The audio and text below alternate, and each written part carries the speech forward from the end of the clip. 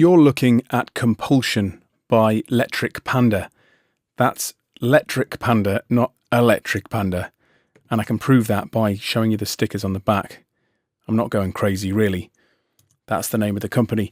And what this is an advanced sequencer and arpeggiator. Now, if you're used to Matrix, which ships with Reason, then you'll immediately be familiar with Kompulsion, because essentially it's the same type of sequencing. And actually, if you're an avid user of Matrix, or indeed this type of sequencing, then you'll probably be quite excited about Kompulsion. I know I was, because I wanted something to sequence Kong with, and it does a great job of that, amongst many, many, many other things. So let's take a look at the interface and you'll get an idea of what I'm talking about. When I call Kompulsion a sequencer, I'm not really doing it justice. It's actually 16 sequencers. You can see S1 to S16 up the left here, and they're all color-coded. Now, at the minute, we can only see one line, and I've got a whole drum pattern programmed in here. So how would we see that? Well, we use the modes across the bottom. And if I hit gate, you can immediately see all the information on each lane in each sequencer. And they're color-coded, right? So you can see easily what's going on in each sequencer.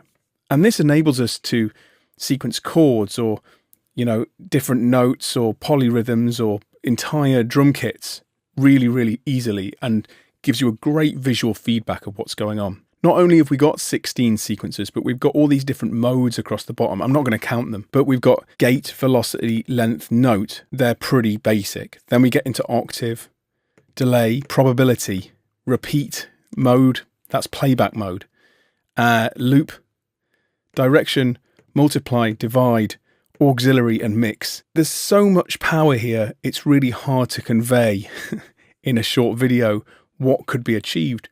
But let's just look at auxiliary for the moment and flip the rack.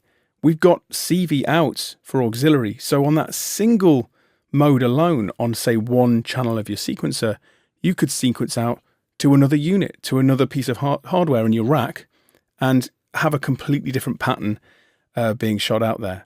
And on top of all of this, it's also an arpeggiator. So you can switch it down to arpeggiator mode, and we've got all these different modes within arpeggiator to make it a really advanced arpeggiation unit. At the moment, I'm in sequencer mode, and here we've got a scale choice, and I'm just in a custom scale that gives us obviously everything we need to program a drum kit. So it's just C1 right up to D sharp 2. But you can see if I change the scale, these notes change to match that scale.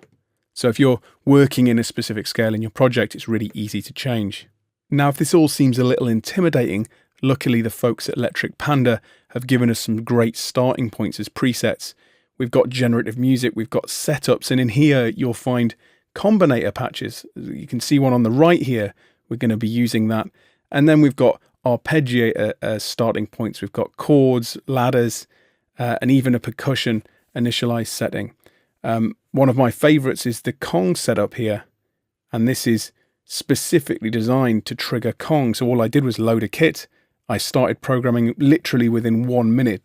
I was programming Kong in a way that I'd not done before. So that was really welcome. So Kompulsion, an incredibly powerful sequencer and arpeggiator for your rack. I think the best sequencer that's been introduced yet.